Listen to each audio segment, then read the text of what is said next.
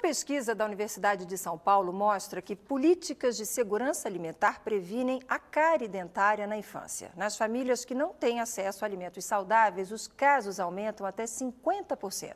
Para falar mais sobre o assunto, hoje a gente está recebendo aqui no Repórter São Paulo, Paulo Frazão, que é professor da Faculdade de Saúde Pública da USP. Oi, Paulo, boa tarde. Muito obrigada por ter aceitado o nosso convite. Prazer é meu. Vocês usam aí a renda da família, vocês usam a escolaridade da mãe para chegar numa situação que vocês chamam de insegurança alimentar. O que é insegurança alimentar? Na verdade, a insegurança alimentar é você aplica um questionário tecnicamente já testado, né? E que você verifica se as famílias têm algum grau de incerteza ou preocupação com relação à quantidade de alimentos disponíveis para alimentação.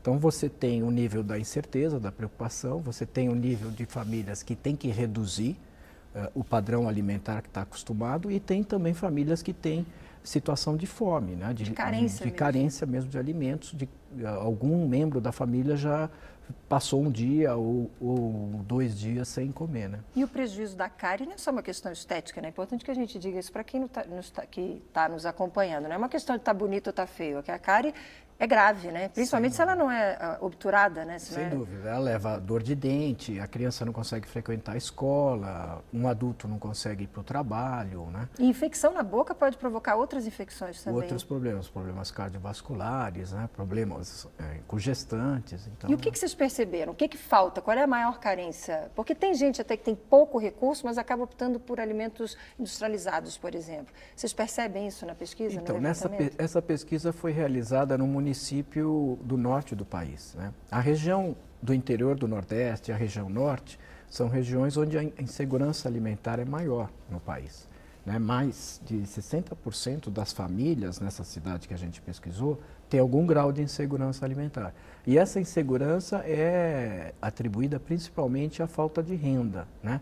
Porque a gente vê que as crianças, elas tinham também problemas em relação ao peso para a idade, em relação à altura para a idade.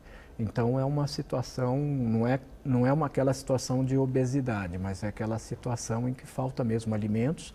De desnutrição, muitas vezes, inclusive. Quase desnutrição. E em São Paulo, o que dá para dizer daqui? Olha, em São Paulo a gente tem um fenômeno inverso, né? Quer dizer, o fenômeno muitas vezes da alimentação errada, né? Alimentos ultraprocessados, que têm um alto teor de gordura, alto teor de açúcar, de sal, né?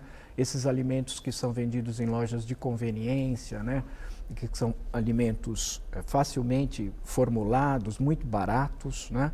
E que eles criam uma sensação de saciedade, né? Eles espantam a fome muito rapidamente. Então, aí você já gera uma situação de maior sobrepeso, de obesidade infantil. Professor, a gente está com uma pergunta do Dimas Soldi, lá da redação. Oi, Dimas, boa tarde. Qual é a pergunta? Boa tarde, Márcia. Boa tarde a todos. Professor, uma alimentação inadequada enquanto a criança ainda tem dentes de leite, isso pode interferir na fase adulta?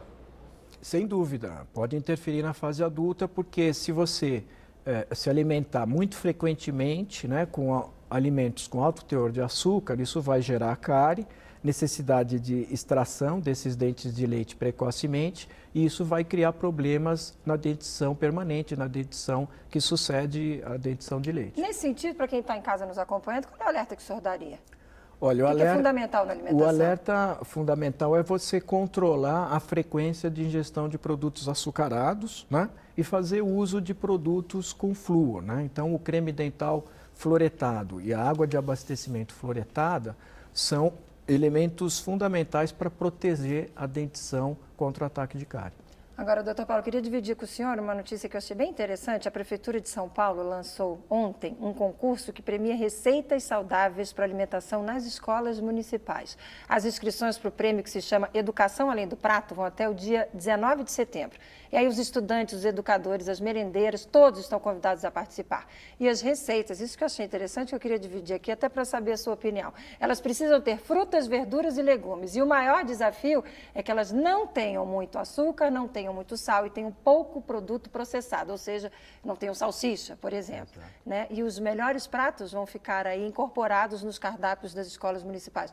É uma iniciativa bacana, né? É uma iniciativa bacana. Eu acho que a gente tem que estimular, né, que as escolas alterem né, os alimentos, alterem a merenda, né, alterem o padrão alimentar das crianças, porque as crianças ficam bastante tempo na escola. Sabe né? que tem uma experiência muito bacana em Florianópolis, a Prefeitura Municipal de Florianópolis, bastante tempo atrás já fez uma determinação de que na cantina das escolas públicas só tem alimento saudável. Aqueles chipzinhos da vida, esses saquinhos de batata frita e companhia limitada que o senhor citou agora há pouco, são proibidos, são banidos das cantinas das escolas públicas de Florianópolis. Vale o registro, né? Florianópolis. Bacana, doutor Paulo. Tá aí, gente, conversei com o doutor Paulo Frazão, professor da USP. Obrigado por ter vindo aqui. Até uma próxima oportunidade. Volte sempre. Conheceu a TV Brasil hoje e já está convidado a voltar sempre.